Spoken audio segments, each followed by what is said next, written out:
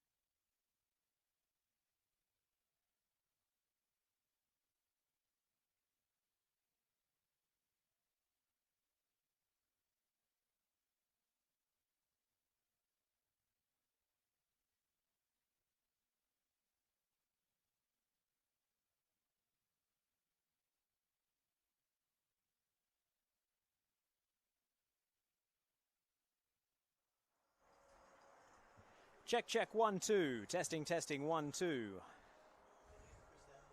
Up, okay. Turn that down to there. Turn this up to here. Check, check, 1, 2. Testing 1, 2, 1, 2, testing 1, 2. Nice.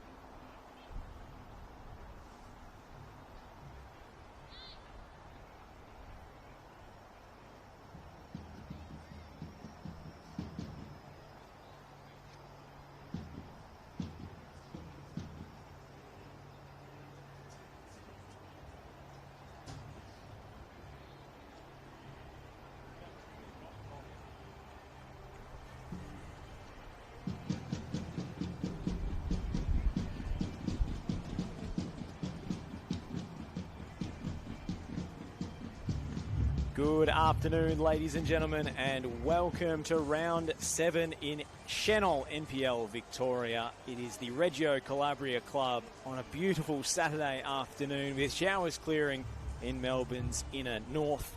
Avondale versus Oakley, a battle in the mid-table between two sides who expect to contend for silverware this season. Avondale with just the one change from last week's defeat to the Preston Lions. Yite Towns, their longest serving and most capped player in recent times, he is benched, and Matt Reid, another club stalwart, comes in, so we're expecting a bit of a midfield reshuffle for Avondale, with a central defender coming in for a holding midfielder. Retaining their places, Jack Gibson between the sticks, Emlyn Wellsmore, Jacob Muir, Patrick Flotman and Blake Carpenter in defence, Stefan Valentini and Max Green on the flanks, Christian Trajczewski in midfield, and the strike force of Bruno Fornaroli and George Ott. Together with Towns on the bench are Marcus Fakranis, Dylan Jacupi and Luis Alvarez. In comes youngster Paolo Gattoli and English defender Murphy Bennett to replace Leon Alizart and Seta Murai, the latter of whom came off with injury against the Preston Lions last week, shortly after coming on. For Chris Taylor's side, positive result last week against Caroline Springs George Cross, and he is not one to rotate a winning team. Unchanged are the starting 11 for the Oakley Cannons. Tom Manos between the sticks, Connor Hampson and Labib at fullback. In the middle of defence, Brodie Boyce and Jordan Hall. Cam McGilp and Campbell Strong man the midfield. Kingsley Sinclair and Liston Diaz on the flanks. Joe Guest, the main man, with the armband behind Alex Salmon in attack. Just one change on the Pine. Zach Bowling comes in, the backup goalkeeper, replacing Brandon Giacarini. Jacob Tratt, Mark Batheriotis, Adem Duratovic, James Georgiou and Joseph Ford are the changes available to Chris Taylor this afternoon. My name is Josh Parrish. I'm delighted to be joined today for the first time this season by Damir Kulash. Welcome, Damir. Thank you, Josh. Looking forward to what promises to be a competitive contest between two of the best teams over the last 10 years, really, when you consider all that both teams have achieved, particularly in the last 5 years. They're regulars towards the business end of this season. I'm sure Oakley is looking to get back to winning ways against Avondale, having lost both of the league fixtures against them last season. We can already see Jacob Muir, who was the central defender last week, pushing up into holding midfield as Avondale prepare to kick us off. Matt Reid and Patrick Flotman are a towering combo in the middle of defence. And it's the same kickoff routine as last week for Avondale, knocking it straight out for a throw and applying pressure from there.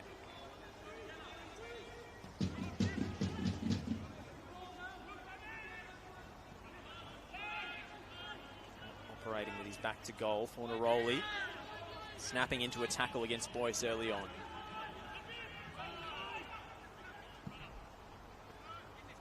Valentini playing against his former side today.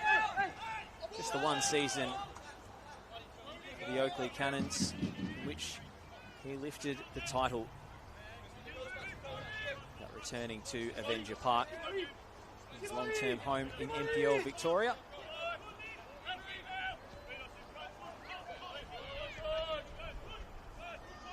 He was back last season, wasn't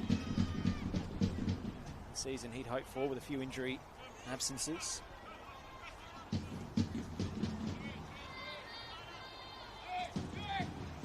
Yeah, he's not the only one, Josh, because Emlyn Wellsmore is another player who achieved tremendous success at Oakley before returning to the Avengers last season. Avondale thinking about the short one. Into the 6-yard box, and it skims off the head of George Ott. He couldn't apply the power and direction that he was looking for. That was a pretty good chance for Avondale early doors. I think Oakley, particularly Connor Hampson, who went down onto the ground, felt like he was fouled and was not given an opportunity to contest that ball. And that's probably an area of the park that we've seen Avondale look quite impressive over the last few years at set pieces, and Oakley themselves are also one of the competition's best in that regard, particularly when you've got, you know, a player the quality of Joe Guest swinging balls in. This is Labib to take the throw. He's operated as a winger and a fullback already in his Oakley career. Equally comfortable in both positions. The young man from WA. They've always done pretty well in terms of their recruitment from WA. That's a monster throw from Labib.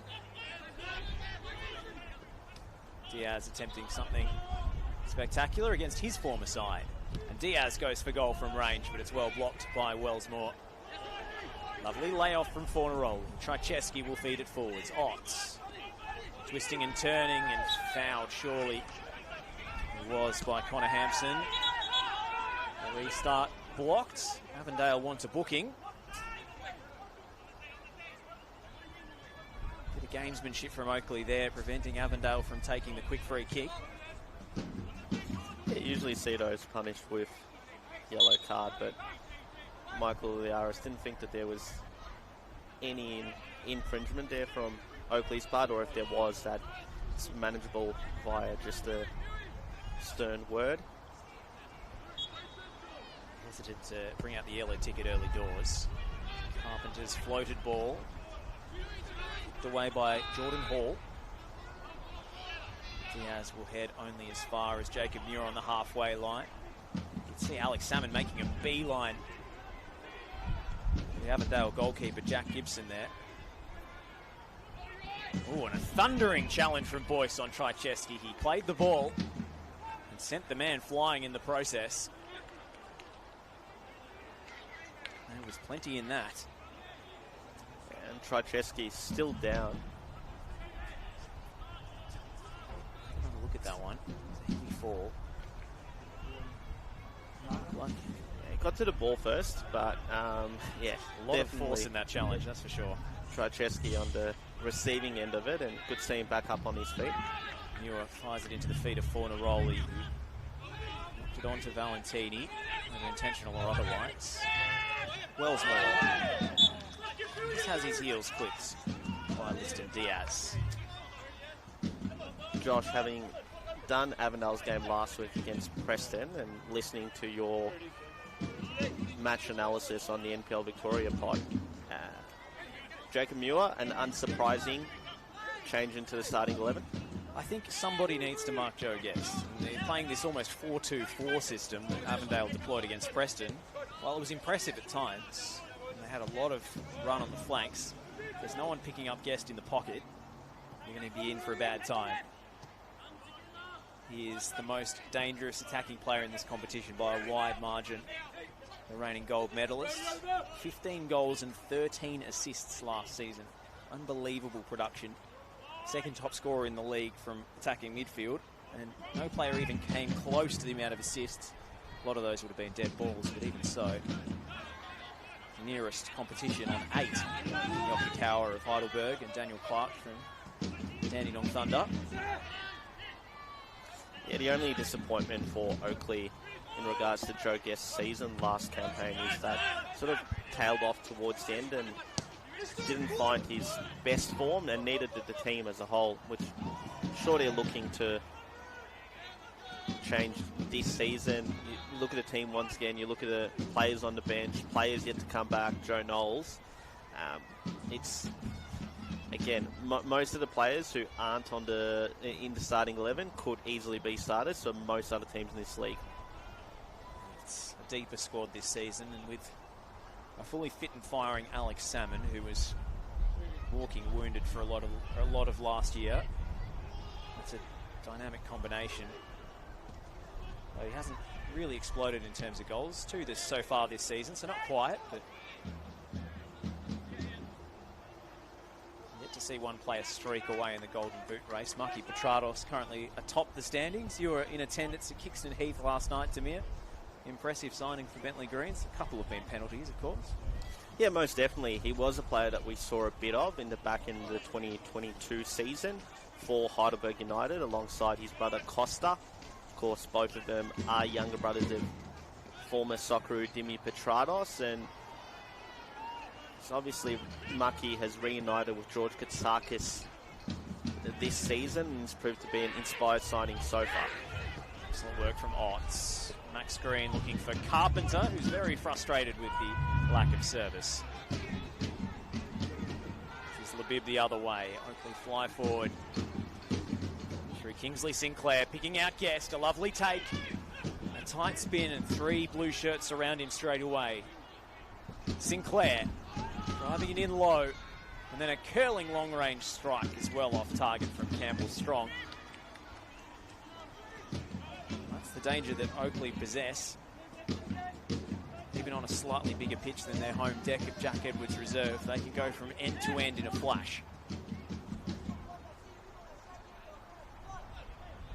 Strong has been an ever-present in their team so far this season. Last year was off the bench occasionally, but also did get his fair share of starts alongside Kingsley Sinclair, a fellow Kiwi. Ball from Tchaikovsky and Otts with a snapshot. Tried to square it for Green, who wasn't on the scene in time. Slight mishap at the back for Oakley. And George Ott was almost in on goal. Carpenter. Flopman, who was so impressive in defence last week, even in defeat. Must be a fine signing, former A-League player, of course. Sydney FC and Brisbane Roar, latterly of RPA Leichhardt. I didn't see much football in the championship due to lack of fitness and injury issues. Now, speaking of the championship, Josh, as someone who's called that competition, do you feel that with more state v state NPL club competition, you're going to see more players cross the divide, and ultimately, you know, a bit like Petrados, a bit like Flotman, we're going to see more players with experience in New South Wales NPL called Victoria home? Yeah, I mean, not just New South Wales. I think it's given opportunities to some of the players from the smaller states. See Max Green, case in point, after starring for Canberra, Croatia. In the same group as Avondale, would have caught the eye of Jonathan Germano. Floating cross from Tchaikovsky. It's well fielded by Tom Manos. Well, all the talk was last week about the Preston v Avondale grudge match. So many players going from one team to the other, and their head coach as well. But there seems to be just as many players today who've worn both strips. Tom Manos, case in point.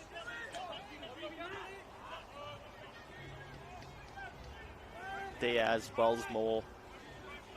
There's a good handful. Valentini, of course, we mentioned earlier.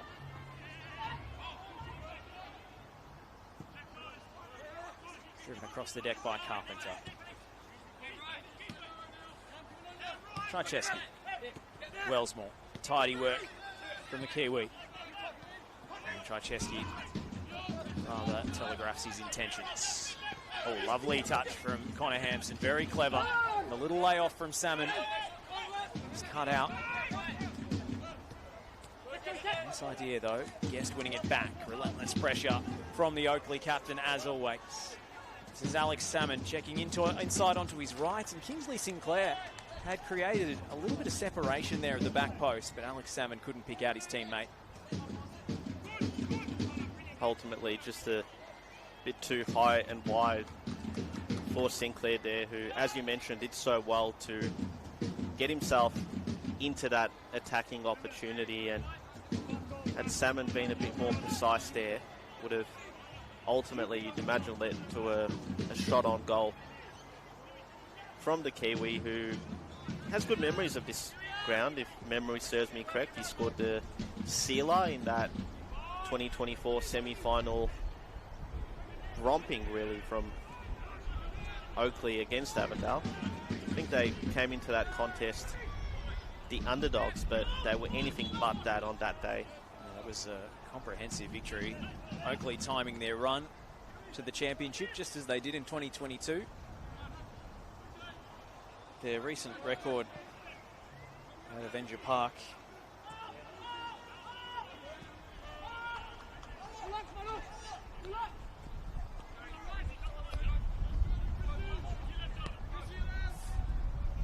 Won 2, drawn 1 and lost 5 all time. Lost here last season, but certainly 2024 was a good year for them at this venue.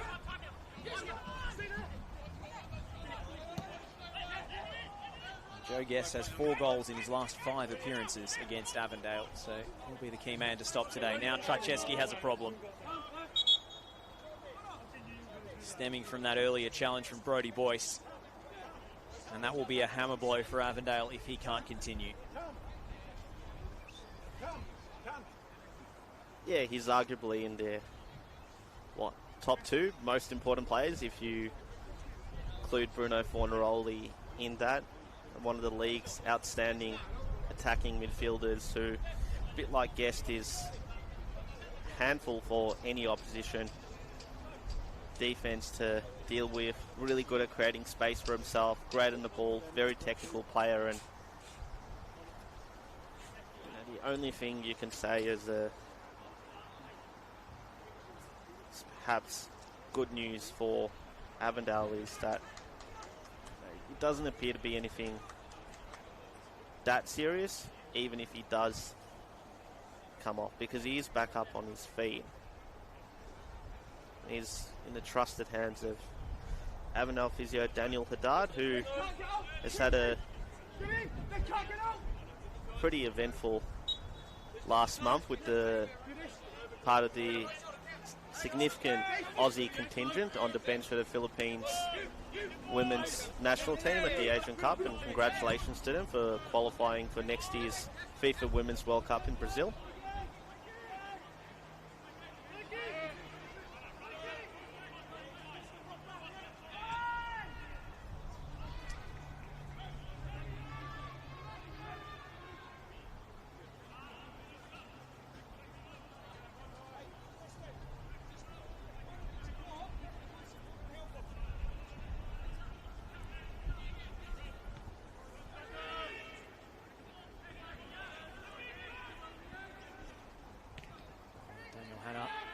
Of Preston Lions all the way back in State League 1 days. He's come a long way. They call him Daniel Haddad, didn't I? I think so. Apologies. I'll let that one hang in the air for a second. I wasn't sure. Apologies to Daniel for that one. Long one taken by Guest. Diaz brings it out of the sky. And Stefan Valentini calling in no uncertain terms for the booking, which was coming out anyway from Michael Uliaris. A cynical foul to stop Avondale from getting up the pitch in transition. So Liston Diaz is the first into the book in what's been a slightly ill-tempered affair so far. Nothing boiling over just yet. I do think that, when you look at these two teams and where they've been in recent seasons, the amount of exchange between them of players, and I think that there's a lot of mutual respect between them both, where although it is a rivalry, it is a good-natured one that's more so competitive rather than anything else. Wellsmore sees his pass picked off by Campbell Strong. Now Diaz stepping on the ball and losing his footing, leaving a 30-centimetre open wound in the turf here at the Reggio Calabria. The groundskeeper won't be happy with that. Salmon flying in. Gibson's clearance headed into touch by Cam McGill. Yeah, and he's been an important returnee for Oakley, Cam McGill. Was coming back into the team in the first few rounds of the competition and started games on the bench, but as of last week he has been a starter, and it's one of the best sixers in the competition, has been for a number of years. Of course, he had that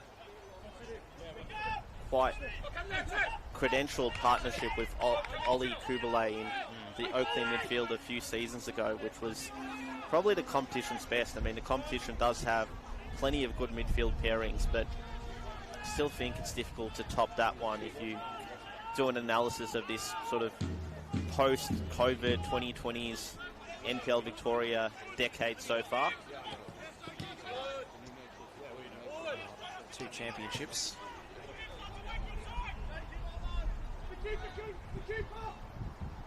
No other side has quite mustered that. Oakley have been ever present. Certainly losing Kubalay to Preston was a big blow. That combination of steel and silk in the middle of the park. Cam McGilp is such an elegant player to watch. He gets stuck in as well. You can see the heavy strapping on his left knee there. Has had his injury problems over the journey. When fit, one of the top operators in the state. And one of those players a bit similar to Kubalay, where, you know, had things gone a bit differently for them during the course of their career, would probably be, you know, professional footballers at the moment. I think they're both, particularly McGill, capable enough to be that. And I know he spent some time earlier on in his career playing overseas in the UK. I think he was briefly on the books of Birmingham City, also spent a bit of time in his native Scotland. Quick throw in taken towards Diaz, who takes it on the half turn and on the bounce, but doesn't quite get the dream connection he was after. He's looking dangerous this season, Liston Diaz. Yeah, commenced it with a fantastic double against Altona in round 2. And, you know, he's a player who's relishing this opportunity to be a starter, because while he was prolific at Avondale, it primarily came off the bench, where Zoran Markovski used him to a T, really, when you consider the effect that he had on tiring opposition defences with that pace and directness. He was the super sub in the comp in 2023, that's for sure, and capped it off with a goal in the grand final. Left for passes new to Port Melbourne Sharks, unfortunately suffering relegation last season. I think they would have been closer to safety if Liston Diaz had been fit all year. Not quite sure what the goal per minute ratio he finished with was, but towards the back end of the season, it was something like a goal every 80 minutes. He just couldn't get himself fit and on the park often enough. But looking really good this year, Liston Diaz. And even if you go back to Avondale's triumphant 2023 championship winning season, I'm fairly certain that Liston Diaz had the best goals per minute ratio in the entire competition, which is saying something for a player who was pretty much solely used as an impact sub throughout the course of the season. And it's no surprises that even in the starting role last year in such a limited amount of games, that he ended it with that achievement once again. Labib, well done to get the ball into the box. Guest on the scraps, and it's straight into Salmon. Jacob Muir clears the danger for Avondale. We'll drop to Trycheski, who stayed on the park despite his injury struggles in this game so far, requiring treatment. He's going to stay on for the time being. Well done by Valentini to slip it through the gap. Ott couldn't connect with the pass. Trycheski surely fouled. And Joe Guest was second to the scene. Despite his protestations, Michael Uliaris quite rightly awards a free kick. Plays at such intensity though, Joe Guest. Probably expects every opponent to have the same level of balance and physicality as he does, which is not the case.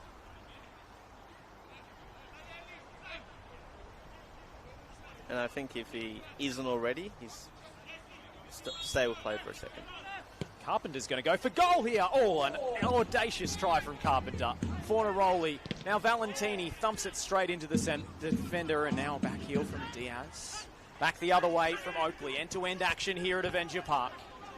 Guest feeds it wide to Salmon. Floating ball is going to go straight behind for a goal kick. What an effort from Blake Carpenter off the dead ball. All of 35 metres out, and that ball was moving. Yeah, it definitely was. Manos had to be alert and reactive there, and I'm sure he's faced that plenty of times at training over the years when those two were teammates, and Oakley looked to counter, but fortunately not for the first time so far this game. Alex Salmon just couldn't get the final ball right. This is Guest. Diaz. Return ball from McGill. Diaz. Centering to Salmon. Salmon on the spin and then deflects dangerously off Valentini. That could have gone anywhere. Instead, It ends up with an Oakley corner.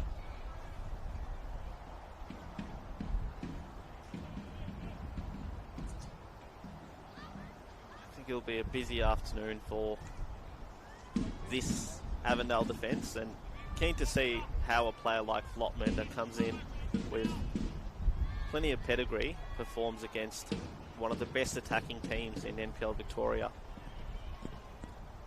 Guest with the in-swinger. Away by Ott at the far post.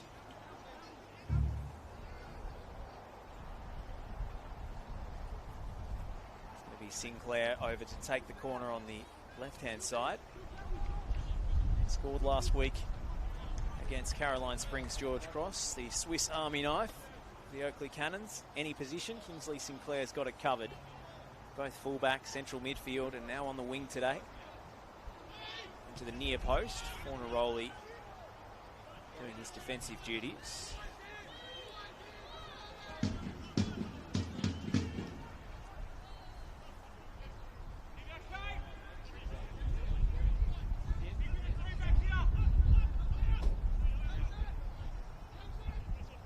Sinclair. That's another corner. And up come Brodie Boyce and Jordan Hall from the back again. Very strong from set pieces, as all Chris Taylor sides are. Sinclair whips it in. Combination of Fornaroli and Valentini. Gets the ball away and out for a throw. Sustained set-piece pressure here from the Cannons on the road.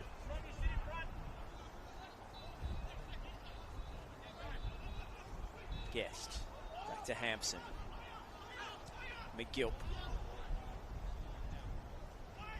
Hampson to swing it in. Like a shoulder touch from Ott, but there's no one up on the halfway line for Avondale to start the break. Feeds it through for Green. Sinclair gets his body in the way and forces Michael Uliaris to make a decision one way or another. There's always going to be an Oakley free kick there. Lubib. Helped on by Sinclair. Well done by Guests. McGill. Lovely first touch from Diaz, who takes the strike on himself. There's a slight deflection on the way through that took the sting out of the shot. Justin Diaz has one thing on his mind today.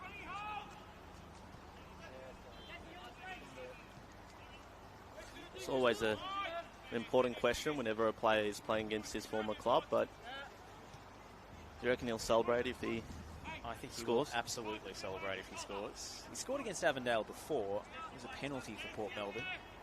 In the 4-1 defeat? Yes. So imagine it'd be fairly muted celebrations on that occasion. a different scoreline today, you'd expect. I think so. Very aggressive challenge from Reid. Manages to avoid the whistle though. And then Hampson going flying. Michael Uliaris says, "You initiated the contact." And Brodie Boyce getting right in the referee's face and earning himself a yellow card for dissent. Yeah, second player into the Oakley Walker. I mean, I think most times you see those given, but I can also see why referee Michael Uliaris didn't give it, because Hampson kicks the ball past the defender and then basically, goes into him from how I saw it. And, often you see him given, but in this instance, the referee decided that he'd initiated that contact. Salmon feeds it into the near stick, and Joe Guests arriving late and forcing the block from Flotman. Another corner for Oakley. Avondale on the ropes at the moment.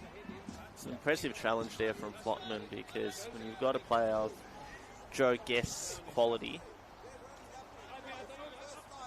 in that sort of position, you need to be very careful, and he definitely was in diverting that ball away for a corner. Joe Guest to take this time.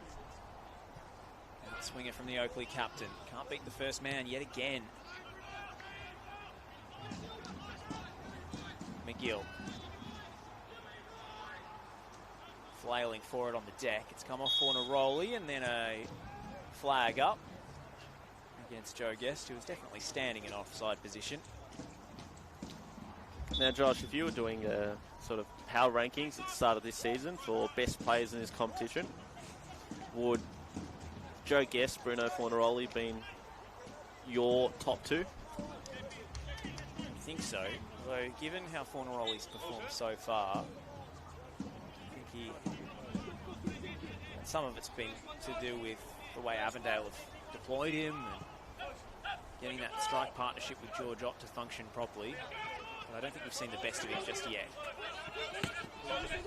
And he's a player you expect to get better as the season goes on. Well, he was so impressive in the championship, but that was a different Avondale team. There's been a lot of turnover, and that can really affect strikers. The team isn't quite as cohesive straight off the bat. A lot of change at Avondale, expecting them to come good in the second half of the season, just as Bruno Fornaroli likely will do.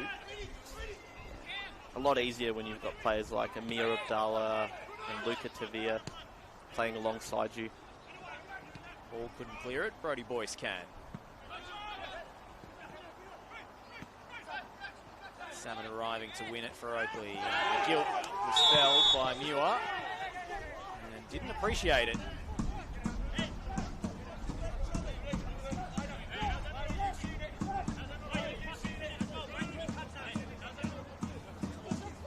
No love lost between those two.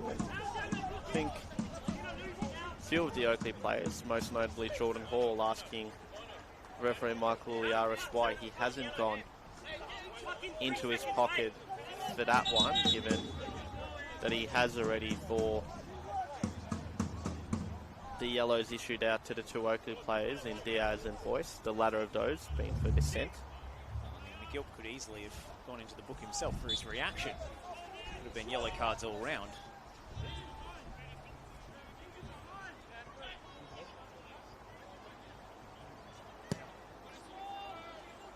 Manos gets us back underway. Trajewski. Flotman. Muir. Greenacres ahead of him. Moves the play wide to Fornaroli. Momentum slowing in the attack. Valentini dancing on the ball. Otts. Wide to Green. Green drills it in. It's a beautiful Avondale goal. Stefan Valentini against his former club with a picture-perfect diving header. And Avondale, after absorbing so much pressure in the last few minutes, have hit the front.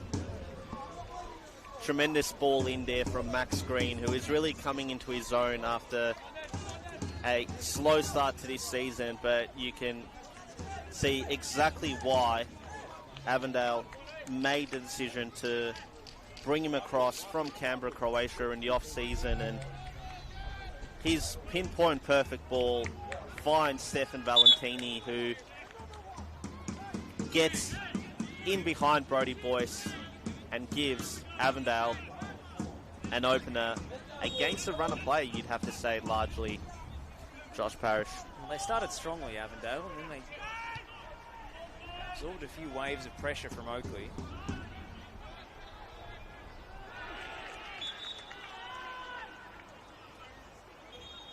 Stefan Valentini has every right to be delighted with that. Started the move himself, and then darts into the box. Typical striker's instincts. I think the coaching staff will be absolutely stoked with the way Avondale composed themselves after the fast counter-attack. Ran out of momentum and to pick another way into the box. Seeing a bit of gamesmanship here from Joe Guest, who is looking to take this free kick 5 to 10 metres in front of where it was, where the foul did actually occur as play resumes. Being sent back, he tries a short routine. Christian Trajewski shows what he thinks of that. Oakley will reset through Tom Manos and Kingsley Sinclair. Hampson in space. Pops it in for Salmon. Lovely touch from Salmon. Ball stayed in. And he picks out Liston Diaz, who lifts it to the far post where where Joe Guest rather was waiting. And Matt Reid heads behind for Avondale. Got the Avondale coaching staff asking the question of Lucas Mathieu, the fourth official, as to whether that ball went out. I think most of it had, but I feel like it'll be the whole ball over the whole of the line. And I think there was a little bit of white exactly hugging that touch line. Nonetheless, a good defensive header away from danger there. Yeah, superb from Matt Reid. It's the last line of defence. Sinclair with a floating delivery to the back post. It's come off Jordan Hall, who couldn't do much with that. Oakley are finding spaces to exploit, especially when Alex Salmon drops deep or drifts into channels. It's so hard to pick up with his hold-up play. Just a question of whether they can turn that promising attacking play into more effective final third combinations and final ball. I think one theme that I've observed from Oakley in the games that I've watched them is that they're probably not as prolific as they could be in front of goal. Too often they're not scoring as much as you'd expect a team with the likes of Salmon and Guest and co to do. Max Green with another dangerous delivery. Manos coming out to punch. Jacob Muir smartly pulled out of the challenge. And for a central defender by trade, he's done a very passable job in holding midfield so far. Valentini has 2 white shirts for company. Recycles through Trycheski. Thought about the switch. Now it comes out to Wellsmore. With a lot to do against Diaz. Very composed stuff from Emlyn Wellsmore. Muir.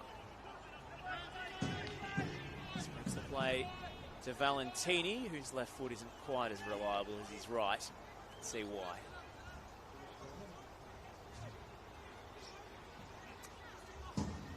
Be interesting to see what sort of game time Valentini gets throughout the course of this season, because you'd expect him to be a nailed-on starter week in, week out, which wasn't always the case last season, given the variety of options Zoran Markovski had at the disposal. You think of Stefan Cini, Kirker, Yusuf Ahmed. A lot of competition for places, but I feel, that's probably the one thing about Avondale Sport this year is it's not as deep, and that will give, plenty of minutes to those starting 11 players and bench players that maybe weren't there in previous seasons, given the competitive depth that Avondale had. I see Blake Carpenter, who was injured or on the bench for a lot of last season, with Dan Edwards having that position basically locked down, except when he had to deputise in central defence. Yeah. But Blake Carpenter's been given a new lease on life this season. That position is all his, at least until Keitatsu Kojima comes back from injury. I expect to see him further up the park anyway. We see Labib and Valentini, and Valentini definitely one player that definitely gets into the heads of his opponents with a lot of the off-ball antics that he can occasionally display. He's quick to remind me last week that he's never received a red card in his career. No, I think it's a compliment in that he's the in fact the opposition's heads, but toes the line really well.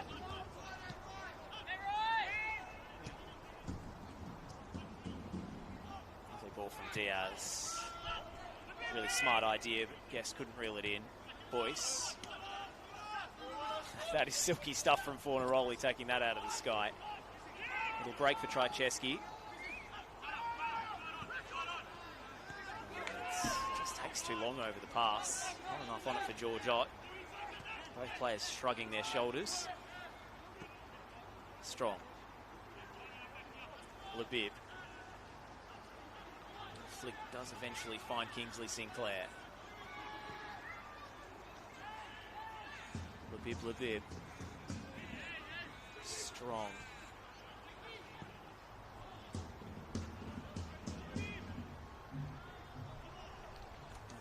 Hughes, wearing the armband for Avondale today, shields it out for a goal kick.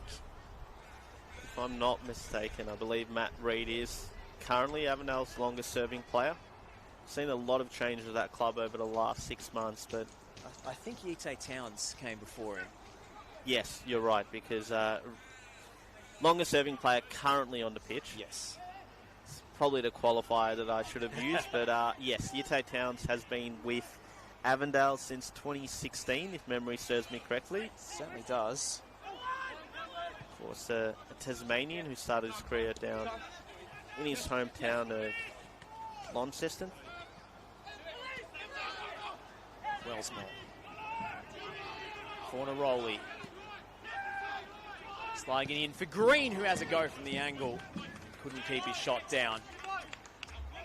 Avondale, when they open up the pitch, in quick transition, can look very dynamic on the flanks. Max Green, who's already got an assist today, wasn't far away from adding a goal. Defender just did enough to put him off.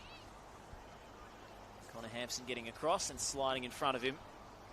It's always pretty interesting when you see players come to this competition from leagues that are, with all due respect to the ACT NPL, considered to be inferior to NPL Victoria, and how well they adapt to it, who does well, who doesn't. And, so far, as I mentioned, after a slow start in the opening few weeks, Max Green is definitely looking more comfortable and definitely showing off his quality. It's his second go-round in Victoria. It was briefly at Pascoe Vale. It's younger days. Still only 22 years of age, so probably needed a little bit more senior football in the capital for coming to the big leagues.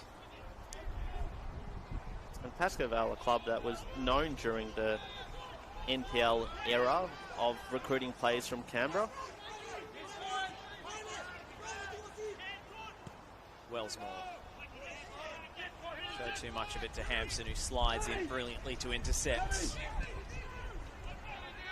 Calmly done by McGill. Kingsley Sinclair motors up the right and finds Alex Salmon in the middle. And the shot was just too close to a well-positioned Jack Gibson. Yeah, it's been that sort of afternoon so far for Alex Salmon. Obviously, that can change quite quickly for a player of his pedigree, but just hasn't been able to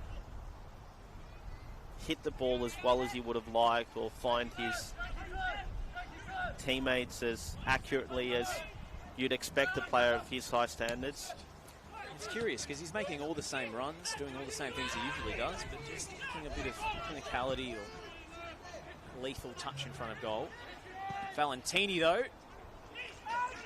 His shot straight at Tom Manos anyway. Excellent throw to restart play from Manos. Guest surely fouls. Reid stepping in front of the free kick. Guest will take it quickly anyway. And it backfires as Wellsmore picks it off. Yeah, good idea from Guest. Just the execution wasn't quite there. Wellsmore, who has played with Joe Guest, very good at spotting what he was attempting to do, and didn't for a second seem like Avondale had an opportunity to perhaps to launch their own counter-attack, but saw plenty of Oakley bodies back, which made them think again.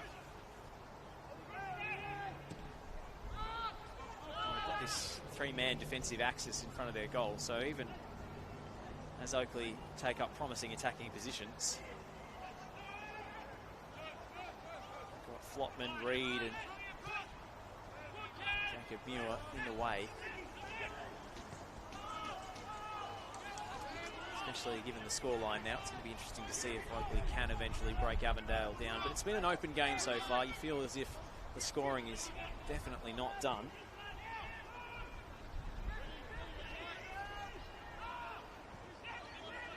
Carpenter flips it in. Green rising, skimming head up. It's duel with Connor Hampson. And earning a corner. Very smartly done by Max Green.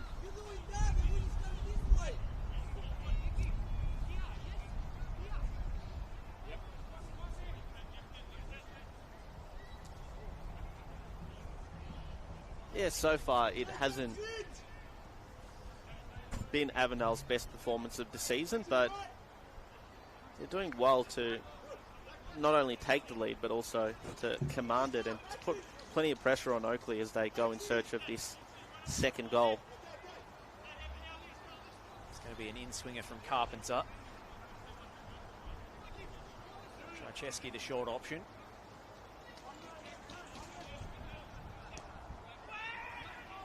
Carpenter, backstick delivery.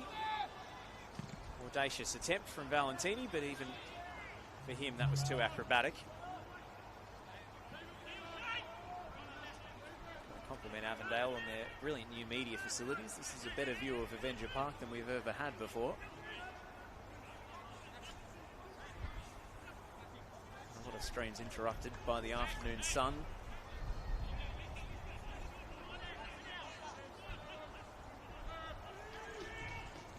Haven't had any rain so far, but you'd hope that if there is, that it will provide us plenty of cover. Chesky out to Green. Shimmying this way and that, Max Green. Well done from McGill. Really good defending. Over at Broadmeadows, we've got a game in progress, Samir. Yeah, into the final 5 minutes plus stoppage time, and it's been a classic so far with Hume City up 3-2 against Preston Lions. Goal by Chris Engelhardt in the 60th minute is proving to be the difference right now. Salmon and Sinclair. Labib now to swing it in. Terrific header away from Reeves. It's been excellent today. Hampson, Diaz. It's the trailing foot of Liston Diaz has made last contact with the ball there. And I do wonder, with Diaz being on a yellow card, does that mean that Chris Taylor goes to his bench a bit earlier than he normally does? Sometimes he doesn't go to his bench at all, doesn't he? As we saw a few rounds ago against Melbourne City in a game that was tied at 1-1 late on. But if that result stands, as we see 1 minute of stoppage time to be applied to this game, Hume City would actually go on top, which, you know, having watched their round one game against Altona Magic, I can say I would have been incredibly surprised if someone had told me that after their first 90 minutes of this season, which they lost 3-1. And that status as league leaders would also be the case had Preston not started the season with a 6-point deduction. So it's looking very impressive at the moment for Nick Hegarty's men. There's also a few games on VPL 1 as well. We saw a big turn up last night with VPL 1 with league leaders Northcote undone 3-0 by fellow promotion contenders Melbourne Knights. But at halftime here at Avenger Park, it's the hosts who lead, and it's Stefan Valentini against the Oakley Cannons, coming back to bite the hand that once fed him. A picture-perfect diving header from a sensational Max Green delivery is the difference at the break. Oakley have had plenty of moments going forward, lacked a degree of lethality in the final third. And at half-time, it's Avondale 1, Oakley 0 to man. Yeah, on the balance of play, you'd probably say it's a deserved lead, given the fact that Avondale have been clinical when it's mattered most, and Oakley haven't going into their final third. They've looked dangerous, but it's just that quality that you'd expect from an Oakley team has been missing so far in the opening 45 minutes. It'll be interesting to see if that changes in the second 45. But if you're Avondale and if you're Jonathan Gamano, you'd be pretty impressed with not just the lead, but how well your side has managed those opening 45 minutes. They look very resolute in defence, and it'll be interesting to see if they're able to continue that in the second half. We'll take a short break here on the NPL Victoria live stream in Senol NPL Victoria Round 7. The halftime score at the Reggio Calabria Club is Avondale FC 1, Oakley Cannons 0.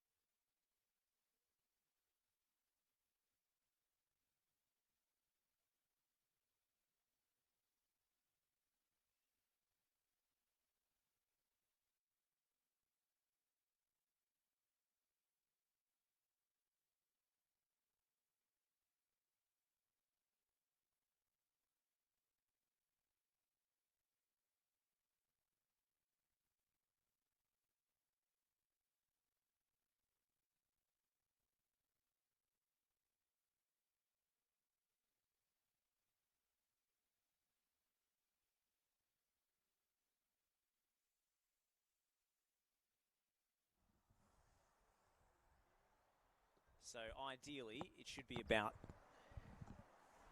about there on my end. Check, check, 1, 2. Check, check, 1, 2. Happy there? Yeah, because it was a little bit low on the stream as well. Just a little bit. Yeah, the overall mix could have been a bit higher. Thanks.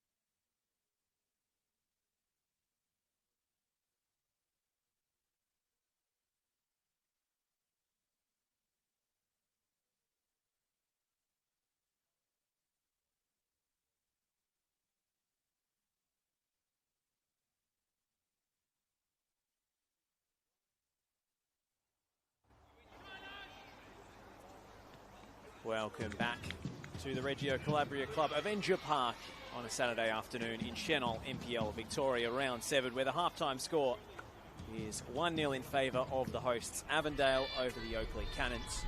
And Oakley have made a halftime change at the back, with Jacob Tratt coming on to replace Jordan Hall. Michael is just about ready to get us kicked off once again. Oakley in the white, kicking from left to right. If you're just joining us, my name is Josh Parrish. I've got Damia Kulash alongside me as Blake Carpenter takes a heavy tumble. He's going to put it through the gap for Valentini. Can he get there? Not ahead of Labib.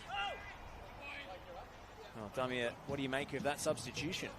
Yeah, there weren't any noticeable signs that Jordan Hall was struggling with injury or wasn't exactly 100% during those opening 45 minutes, but you never know. And if he is struggling with anything, he did well to disguise it. But a pretty like-for-like substitution. Not every club has the luxury of replacing one former A-League centre-back with another former A-League centre-back, as Oakley Cannons do, and quite an accomplished one, given that I think if he didn't exactly play over 100 games in the A-League, he came very close to across a number of different spells at multiple clubs. This is Alex Salmon feeding it through for Guest, and a beautifully timed challenge from Emlyn Wellsmore. There's the concession of a corner. Offside. Oh no, offside flag, I should say. The assistant on the near side is obscured by our broadcast tower. Blake Carpenter looks like he's gingerly running off that knock he received when he went tumbling to the ground moments ago. He's got an impressive vertical leap, Blake Carpenter, but sometimes he soars through the air and does himself a bit of damage.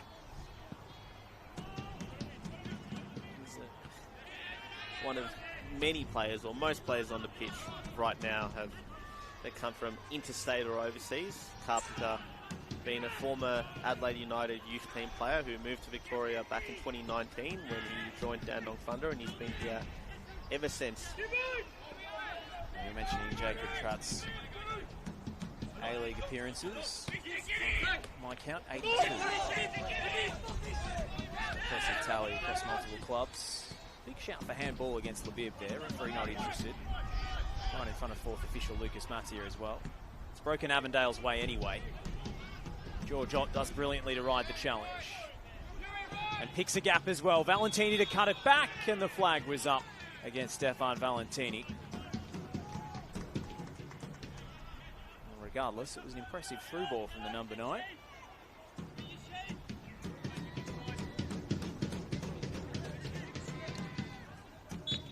Now, Josh, if I was to ask you how many Victorians on the pitch between these two teams at the moment, how many would you guess? Let me do a quick head count.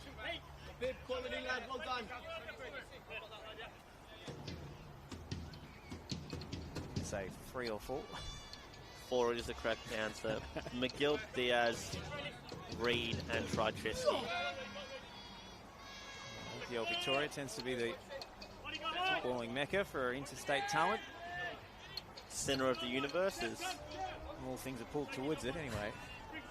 Current A-League manager once referred it to in his post-game press conference. And speaking of Avondale and one player who played for them most recently, it's good to see Dan Edwards getting plenty of opportunity as of late at Wellington Phoenix after being one of this competition's best fullbacks across a number of seasons at firstly Port Melbourne Sharks and then Avondale.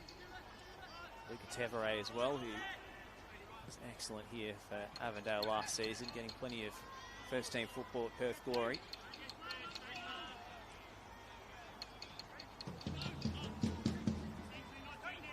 That is the benefit for a lot of players who are still quite aspirational and want to return to that or make that professional leap. That, you know, when you do join teams like Avondale who are aspiring professionals themselves. This is Carpenter finding Otts. And then George Ott gets it all wrong in front of goal. As I was saying, Josh, one of the benefits of playing for teams like Avondale, playing for teams like Oakley, and various others in this competition who are professionalising more and more aspects of their club, particularly the backroom staff, the emphasis that they put into high performance and recovery, that if you want to make that jump to the professional sphere, then you need to be at a club that treats itself almost like a professional club. And in the case of both those aforementioned players, Avondale proved to be just the right environment for them to be able to springboard into the professional sphere.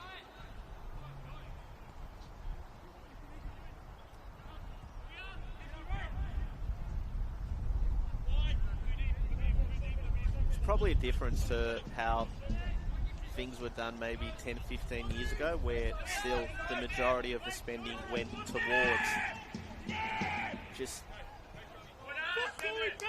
first team players and player wages. Throw in taken to Diaz. It's come off Flotman, not an intentional back pass, despite the Oakley protestations. A pretty strong shout from Gibson, who has looked quite solid in Avondale goals so far. This is Fornaroli. The 1-2 with George Otts. White bodies sprawling in the way. White shirts, I should say. Shifted out wide to Sinclair. On the left-hand side to start this second half. Campbell strong. Finding Guest on the edge of the penalty area. Guest with a lovely shifted the ball around Flotman, but Matt Reid was backing up his central defensive partner. That's a brilliant block. I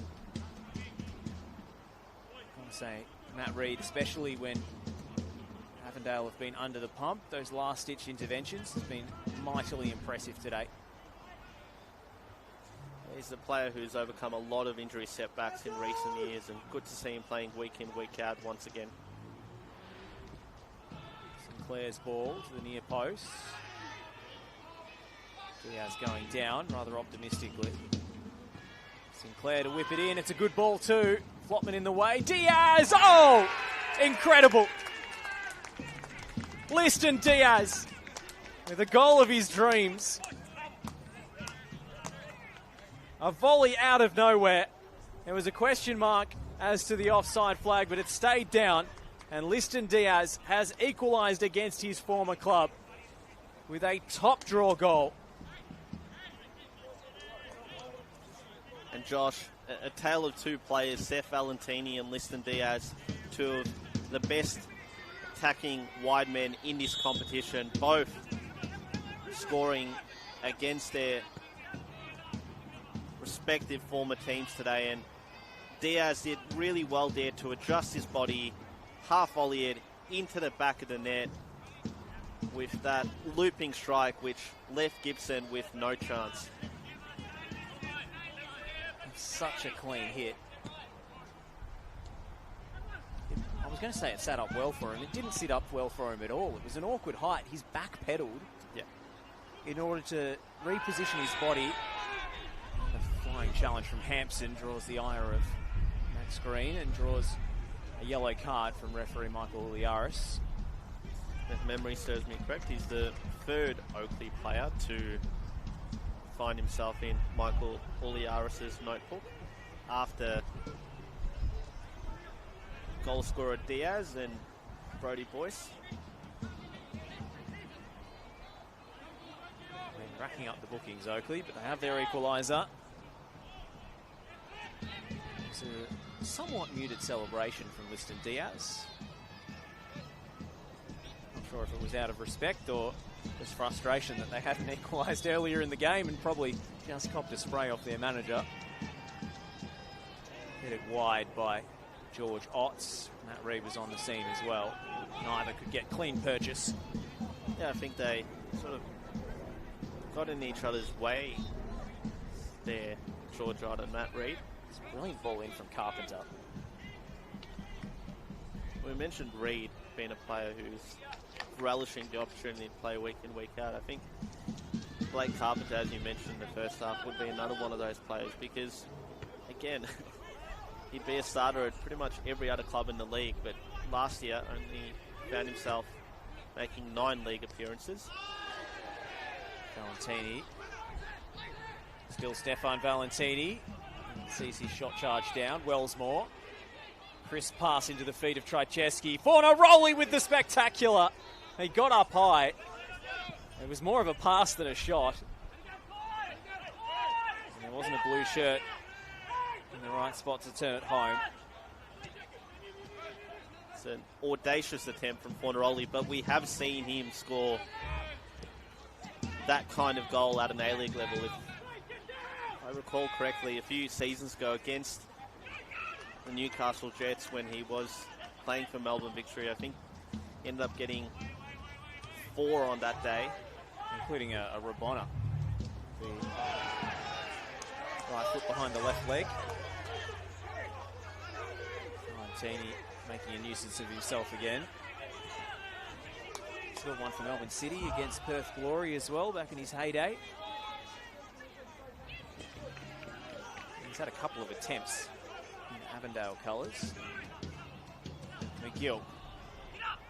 Floated ball. Diaz with the centering header. Avondale will get the ball away, and it's a very end-to-end contest now. Valentini, oh, he was just tiring from that earlier exertion.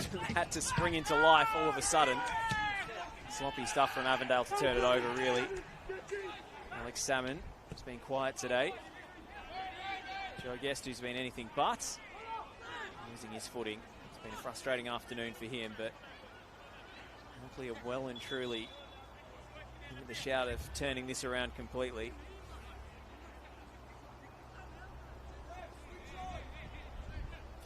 Yeah, it was a hot run of form for Bruno. Only 2.5 years ago for Mel Victory in that 23-24 season where he managed to score 4 goals on 2 separate occasions early in that season. And I do wonder, Josh, whether he's a player who, is using this opportunity at Avondale to potentially return to the A-League next season, or whether, this is that phase of his career where he's winding things down and potentially transitioning into life after football, or in his case, life after his playing career, which has been a very accomplished one. Very decorated player. He is 38. It'll be a bold A-League club to take a punt on him next year at 39, but I wouldn't bet against our oldest debutant in a Socceroos jersey, aging like fine wine.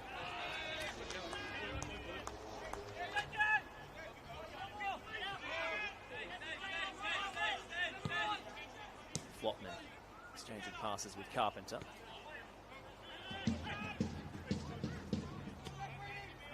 Just say Emlyn Wellsmore has impressed me today as well with his just general level of composure in all circumstances.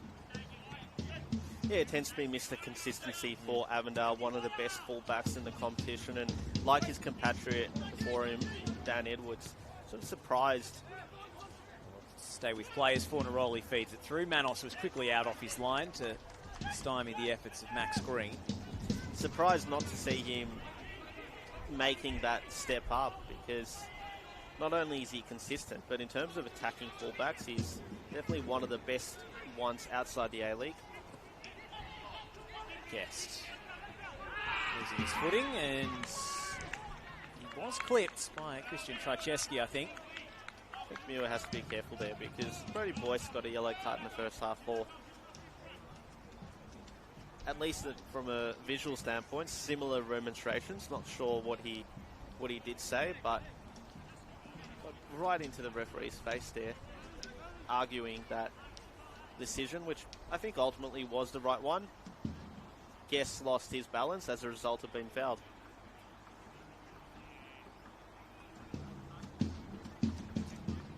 Just on Wellsmore, I believe he did have a trial with Auckland FC. He's native New Zealand, obviously a dual national. To be fair, Auckland's one of the best teams in the competition now, 2 years in a row. It'll be a tough side to break into as your first A-League club. Exactly, but you look at his performance for Oakley a few years ago against Sydney FC in the Australia Cup, and you tell me that's not an A-League player. Absolutely.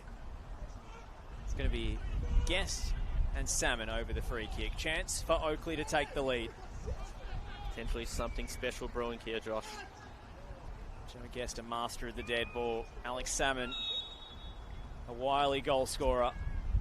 It'll be Salmon underneath the wall, and it trickles straight through to Jack Gibson between the sticks. It's the co-commentator's curse there.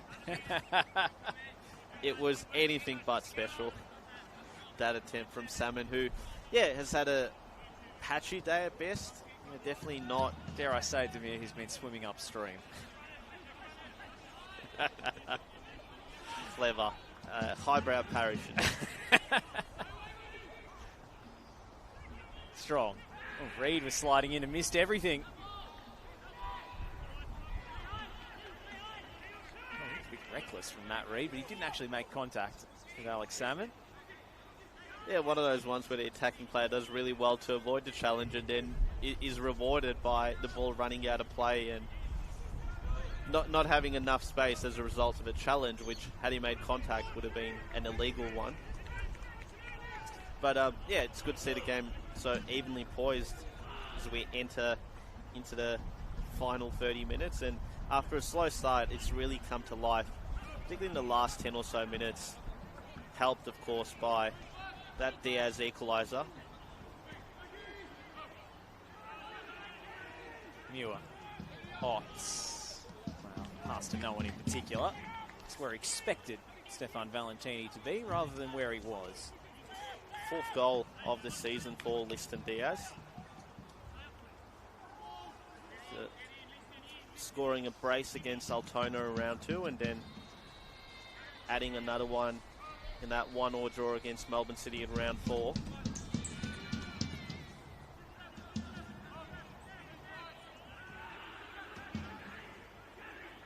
Sinclair.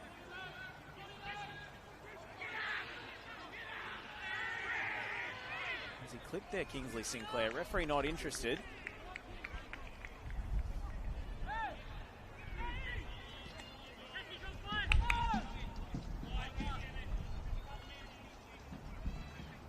Sinclair, by my count, is one of 4 New Zealanders currently on the pitch, alongside Campbell Strong, Emlyn Walsmore and George Ott.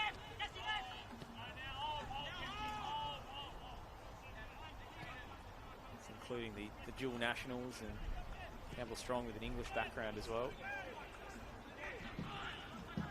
Well won by Alex Salmon.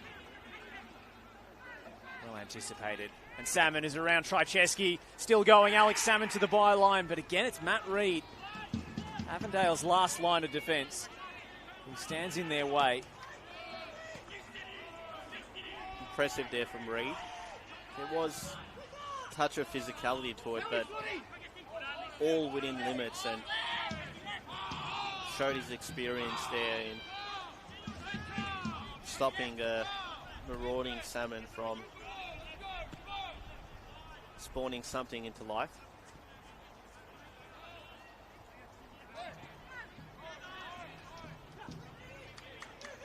As you can tell, Josh, my euphemisms are nowhere near as as good as yours.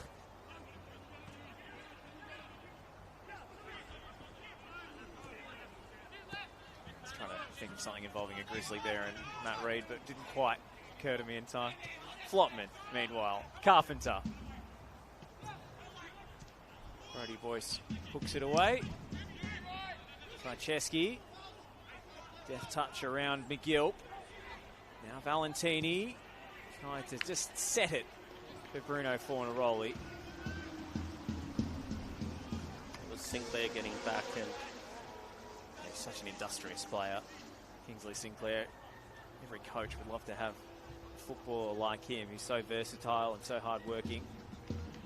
It's a testament to both clubs and their recruitment teams that you know, while there are a lot of players on the pitch who come from interstate or from New Zealand, that, you know, in the case of many of them, they've been here for a number of seasons and have definitely looked the part and added their own bit of quality to this competition. The Avengers preparing an Arsenal-style set piece here. Numbers assembling at the back post. Carpenter, Flotman across goal. Couldn't get his effort on target. Another good set piece from Blake Carpenter. He's put in a few today. They've generally been on the money.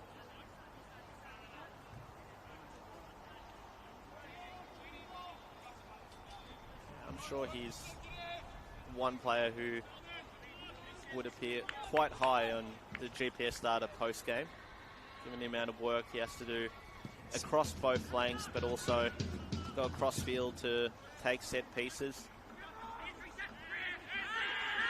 That's the cost of having an in-swinger, a left foot in your right-hand corners. I think there was plenty of pulling there, Both directions. but Muir was the first one to do so. Quick ball in behind for Diaz. Gibson's off his line. It's Salmon to chip him. And Matt Reid with another last-ditch intervention. The chip from Alex Salmon was beautifully measured. But Matt Reid in the right place at the right time once again. Sublime from Salmon. And as you're alluding to there, Josh, Reid did pressingly well to get back, and once he was on the line, to head the ball away for a corner. It's going to be Guest off the left peg. It's too far in front of the near post for Alex Salmon. And goal kick is the verdict. Neither team is yet to, well, Oakley have at half-time, I guess, with Tratt coming on for Hall, but in terms of second half substitutions from the Avengers, yet to see them make a change. If you were to bring anyone on from the bench, who would you be looking at, Josh, to make a difference and potentially win the game for you? I think Yite Towns is the obvious absentee for Avondale, who's on the bench today. As to who for it, well, it depends on whether you want to change the shape or straight swap. Paolo Gattoli is another one in midfield, a young gun who really impressed me his early showings in the Australian Championship. But they haven't got a lot of attacking options on that bench. Well, Jacoupy's been playing as a winger of late. I'd probably prefer to keep Valentini and Green on the park as your natural flankers. No Seita Murai today, so they're probably one short in the creative options. Imagine he's done himself some damage after walking off very gingerly against Preston last week, moments after coming on. And Zimmerino's yet to come back from an injury. Yeah, Zimmerino was playing plenty at the start of the season, but we haven't seen him for a couple of weeks now, so they're a little bit short in attack, Avondale depth-wise. Yeah, such a contrast to where they were, in previous seasons, where Especially started last season, they had an unbelievable bench. well, yeah, when Yui Ahmed was coming back from injury, he was playing a couple of games in the 20s, and then you throw him on. Manny Agwet, Kerr, it's embarrassment of riches they had last year. Valentini, Zinni, even that season when they won the championship, if you remember, Liam Boland, George Wright, Xander Guy, Ahmed. Now Tom Manos has got a problem for Zinni. Oakley. Player who I'm not sure remembers too much about that 2023 NPL Victoria Grand Final, given the knock he copped in that game, but still a clean sheet. Still a win, that's all that matters. I do wonder if we had an independent physio on the bench that day, whether Avondale would have been forced to put an outfielder in goals. They didn't have a backup goalkeeper on the bench that day. And we are going to see that change. It is Jacob Muir to be replaced by Yite Towns. So back to the starting 11 that began last week's game against Preston. And that Trycheski Towns' access in midfield is restored.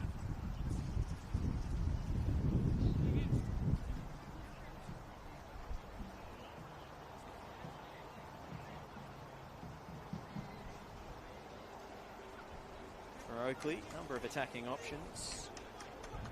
Mark Theriotis and Adem Duratovic are probably the two most obvious, but Chris Taylor tends to keep his powder dry until the last 10 or 15 minutes. He's very conservative when it comes to bringing on substitutes. He has made one half-time change today, but seemed forced rather than anything else. And Oakley spoke about Avondale in previous seasons and the attacking talent that they've got or had at their disposal. I mean, look at Oakley. Duratovic and Pefriotis are quite young, but they've done plenty in their young careers so far. And Noel's still out. Alessandrados is also absent, as is Yacciarini. So, yeah, plenty of options that Chris Taylor has in attack this campaign. And, imagine at times it can be quite frustrating if you're not one of the starting 11 players, but if there's anything that you take out of last season is that for a player like Duratovic, if you do regularly come on and when given an opportunity to start, if you do start scoring, you do end up claiming a starting spot as he did, and we saw others in recent seasons like Kasumovic as well. He's gone back to Adelaide this season. Sometimes it takes time to win him over, but CT will reward performances. Diaz. Flotland with the clearance. Somehow Labib ends up with it. One back by Fornaroli eventually. Green. It's going to be too heavy for Otts. And silky stuff from Jacob Tratt. Not known for those types of skills, Jacob Tratt, but if you don't mind a little clever back heel. Certainly worked out for him there. Joe Guest looking for a free kick. Not going to get one. It's been a frustrating afternoon for Guest. Probably got over 20 minutes to go if you include stoppage time. Josh, if you were to pick a winner out of these two teams, who do you think looks more likely? Stay with play for a moment as George Ott gets the better of Trapp. And can't pick the right pass.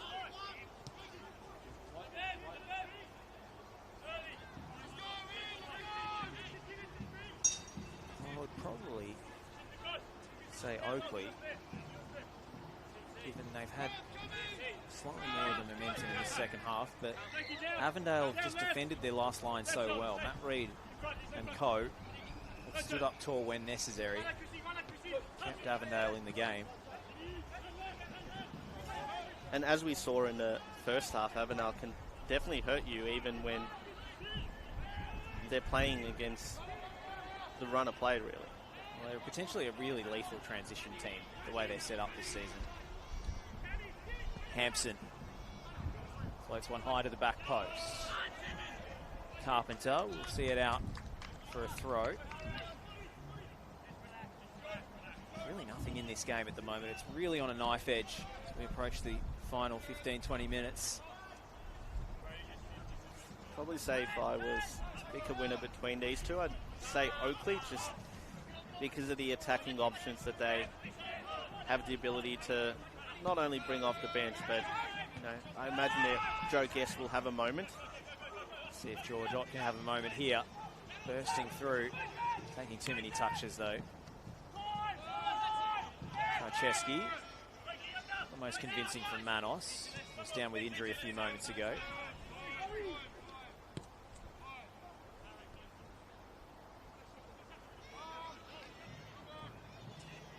It was a solid figure between the sticks over a number of seasons for Avondale. Thomas Manos came to the club alongside Aidan Bryce from Melbourne Knights, and he gave him a lot of composure between the sticks across a number of seasons. It's a raking switch from Flopman.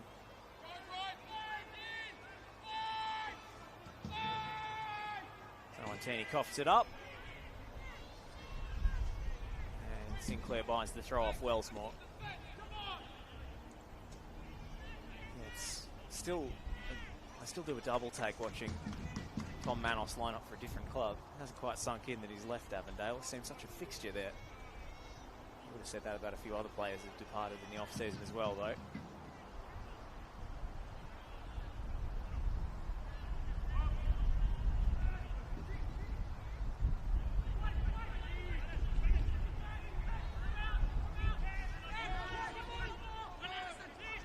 Chesky helps it on to Carpenter. Oh, big deflection off Brodie Boyce. It was a kind one to Tom Manos, who did not overcommit there. Strong. Carpenter sliding in to snuff out the counter-attack. I think most importantly, it also didn't have the required pace to really trouble him there, but yeah, it's still quite evenly poised as both teams try and struggle to create that clinical opportunity in the attacking third. And Gil, that's a useful ball into the channel. Now Sinclair.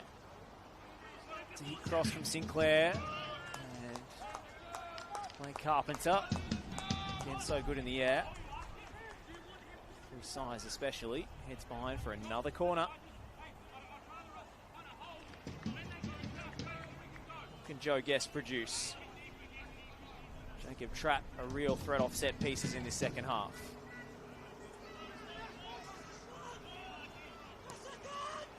Guest into the 6-yard box. Well defended by Avondale. Looked like Valentini who headed it away.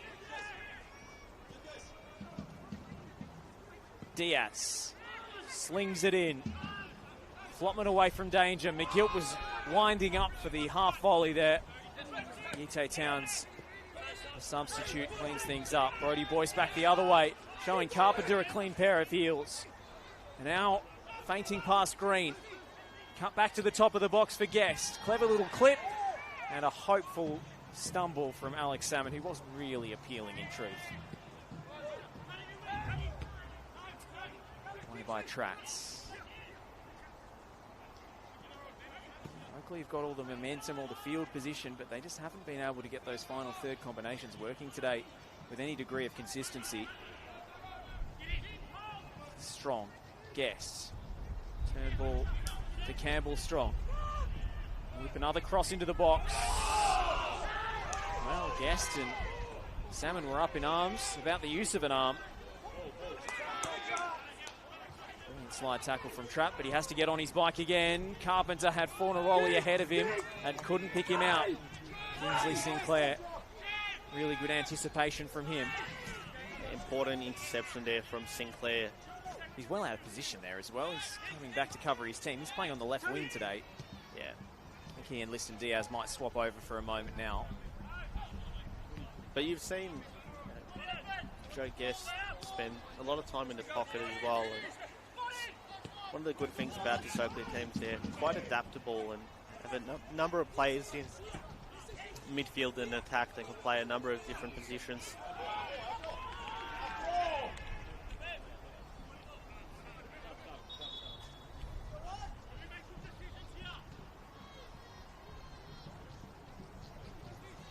Going to be a change, a double change in fact.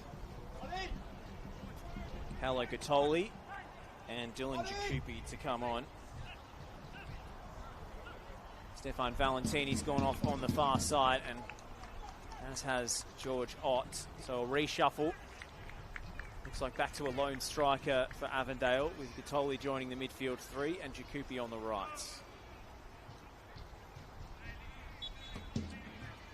On the face of it is a defensive change, but do you think having Bruno Fornaroli as the lone focal point will give Avondale a few more passing options? Might potentially give them a bit more balance, from a formational standpoint, and leaves them pretty covered to It's a delicate ball from Trajewski into the channel, but Jakubi with his first involvement can't pick out a teammate in the middle. To thwart Oakley counters, but let's see this as the first real test as McGill goes down, and he looks to be in a lot of pain there, I think. Yite Towns left one in late on him. I think he did. McGill back to his feet quickly though.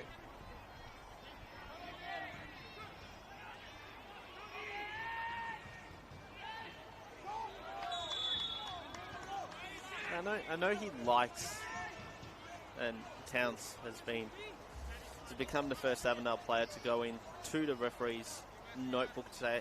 I know he does like to keep the team that he's got on the park when he feels that they've got the better of the play and are looking more likely. But, you know, you'd have to think that after scoring a winning goal last week, Adem Duratovic would be a player that he turns to once again today.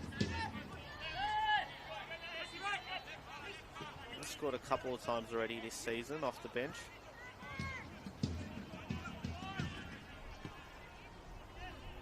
Jakubi.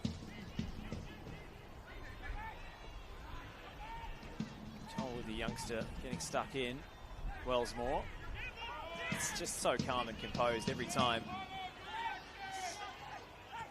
Slight knock on Emlyn Wellsmore is maybe a perceived lack of intensity and really tough games, but his slightly laconic presence conceals his true quality. It was 3-on-3 for a moment there, but Liston Diaz couldn't make the most of it.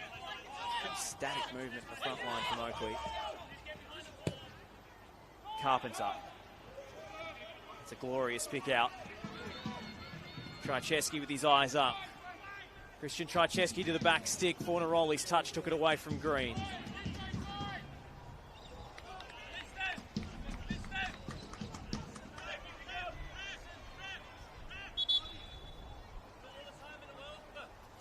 McGill is down once again.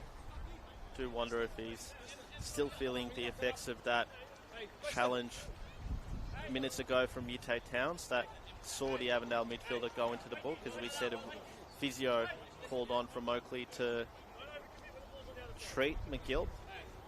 You suspect it will be Mr. Fix-It, Kingsley Sinclair, to drop into that midfield role if needed. A couple of wide options on the bench. Duratovic can play as a winger, so can Mark Betheriotis. That's his bread and butter. In terms of like-for-like changes, James Georgiou is a central midfielder who's quite comfortable playing in that sixth position, which we saw him utilised often last season for Melbourne City in their promotion-winning campaign in VPL 1.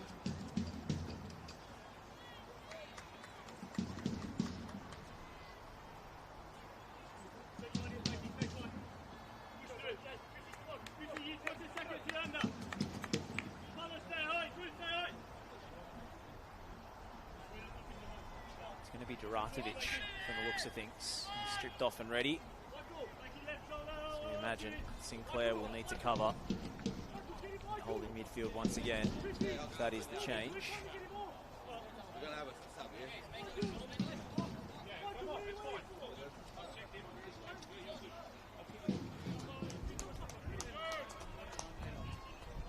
Just as we suspected, Adam Duratovic on the left, Kingsley Sinclair drops deeper into the midfield position that is deputised in so often.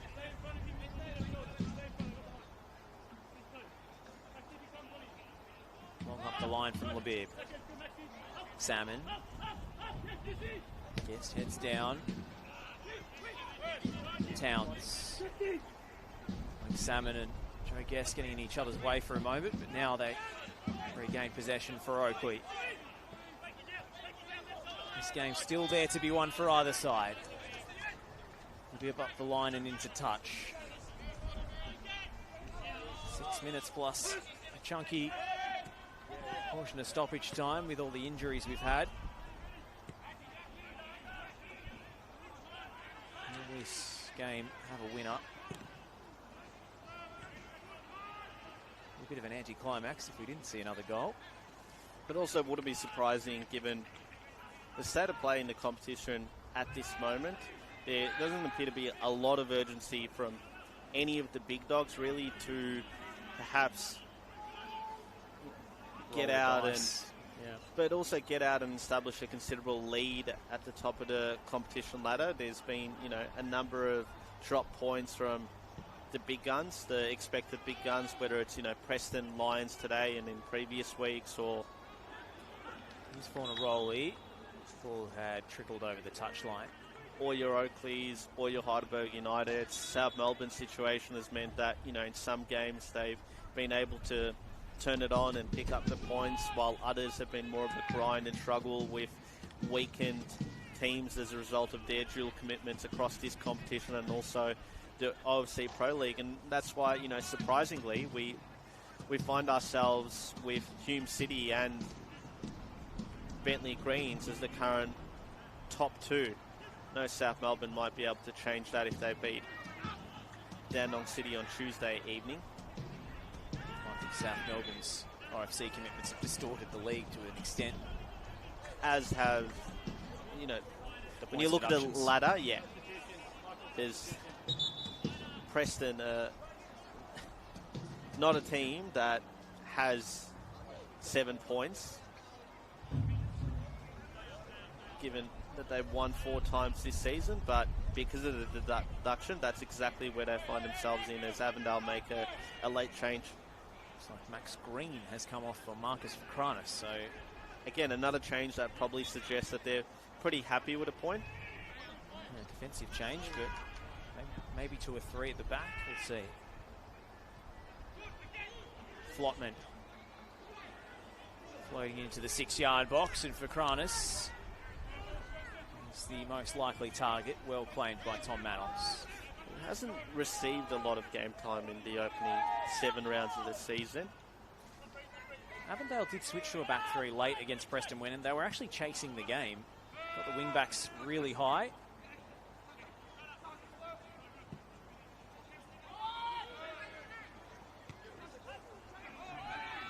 It's a bit of pinball from the respective centre backs, Tratt and Reid. It's almost 3-4-3 at the moment. Diaz. Decent ball in. Juratovic and Salmon from the angle. Oh, Joe Guest had the goal at his mercy.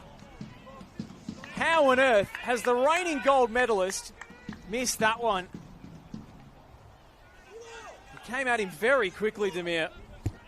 That's probably the only thing in Joe Guest's defence there is he didn't have a lot of time to react to it, but you expect better from a player of his stature.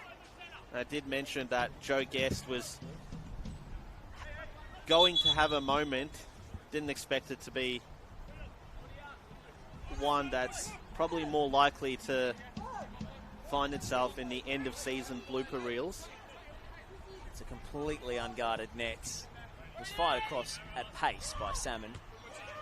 A bobbling ball, but you'd expect a player of Joe Guest's quality to turn that home, no problems.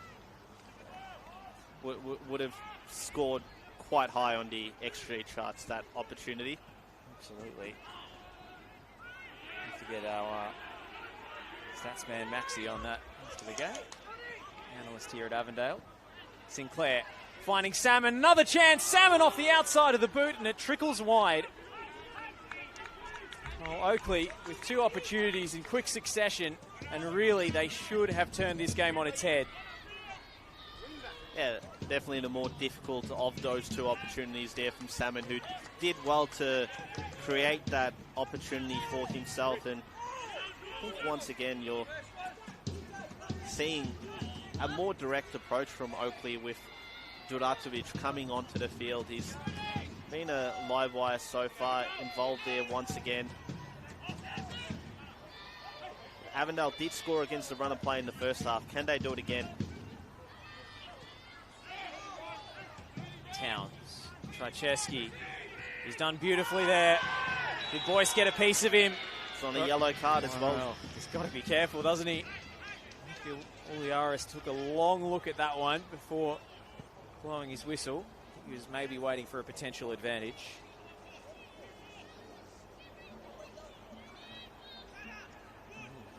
feint and the shimmy was stunning, and then Brodie Boyce was getting there too late.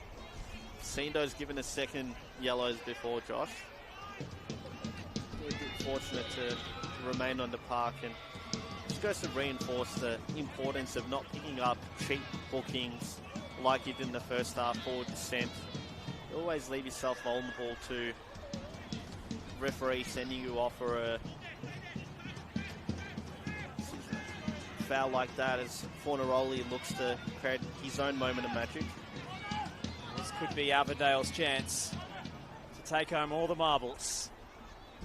Blake Carpenter and Bruno Fornaroli stand over the free kick.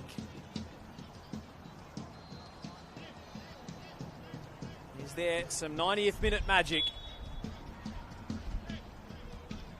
from Bruno Fornaroli? It's beaten away by Manos. Jakupi unloads.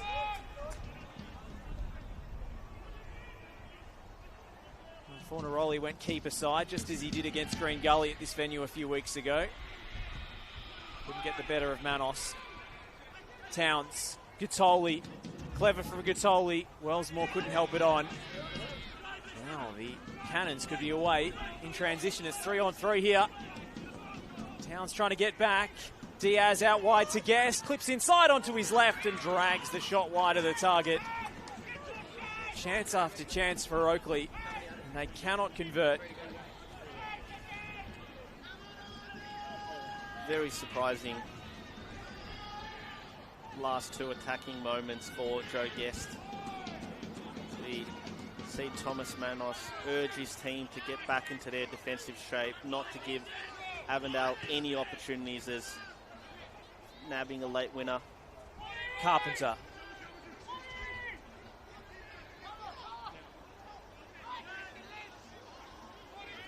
Still Blake Carpenter to the byline.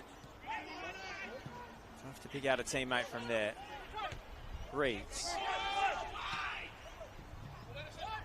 Doesn't take from Towns. Wellsmore. Oh, the dummy from Tchaikovsky. Wasn't on the same wavelength as Jakupi. Nicely done from Reed.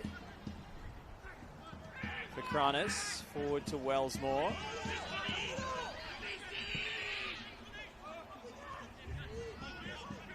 Carpenter. Tchaikovsky wants it on the edge of the box. Instead it's recycled out wide to Vikranis. Jakupi. Throw in given.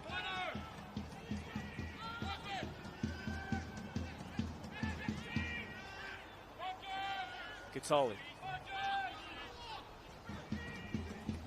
Lovely from Gattoli. Towns. Fornaroli rides the challenge of Tratz, but Brodie Boyce steals in to rob him of possession. Chance for Oakley, again in transition, to put this game away. It's Joe Guest, helped on by Diaz, didn't take it cleanly. Guest, Gattoli got a foot in. And he fell kindly for Duratovic. Instead, Tchaikovsky takes it the other way. There's two balls on the pitch at the moment. Not even a match ball. No idea where that ball came from. Gattoli sends Jakupi well wide. That's out for a throw. Do wonder if there's a little kid who's probably receiving a stern talking to from a parent there. I believe that came from the crowd, and don't think it was intentional. Can we have our ball back, please?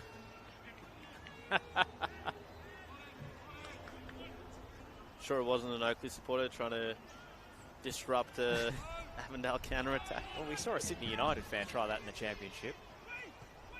Didn't Backfired exactly. spectacularly. Gattoli on the volley, straight at Manos. And Michael Uliaris will bring this game to a close. It's an anti-climax at Avenger Park. Neither side could find a decisive goal, despite ample opportunity. And you'd have to think that Oakley Cannons will be ruining their missed chances this afternoon through Guest, through Salmon, Only listed Diaz could find his mark. A goal down at the break. An early equaliser in the second 45. Oakley could not find a winner. Avondale had plenty of huff and puff on the other end as well, but failed to carve out clear scoring opportunities. And so the final score at Avenger Park is Avondale 1, Oakley Cannons 1. On the balance of play, probably a fair result. On the balance of chances, Oakley would definitely be the more disappointed of the two teams, particularly that opportunity that they had late on through Guest, where it appeared all but certain that he was going to have the ball into the back of the net, but it wasn't to be. And ultimately, you know, Avondale will take this as a 0.1, their first draw of the season. Will go up to 10 points, and after a difficult start, they're developing a bit of consistency and are looking closer to the Avondale of old. I don't think they're going to, you know, be as dominant as they were last season, but they're definitely getting themselves back into top 6 form. As for Oakley, you know, it was always going to be a difficult game coming to this venue, a venue that they hadn't won at since 2024 in that semi-final, and thought Avondale definitely made it hard for them, but ultimately them being so underwhelming in front of goal probably hurt them today, and it's probably a case of 2 points drop. They are a team that I think as the season goes on, if they want to be challenging for top spot, they need to be more clinical. And, you know, it won't surprise me if in a few weeks' time you have the likes of Salmon and Guest climbing up the Golden Boot standing, because it's been a bit of a slow start for them in comparison to the lofty expectations that we probably set on them as outsiders, given what they're capable of. Well, I think both teams have plenty of room for improvement and room to grow this season. We haven't seen the best of Avondale or Oakley in 2026, but we will sign off on the NPL Victoria live stream in Senol NPL Victoria round 7. The final score is Avondale 1, Oakley 1.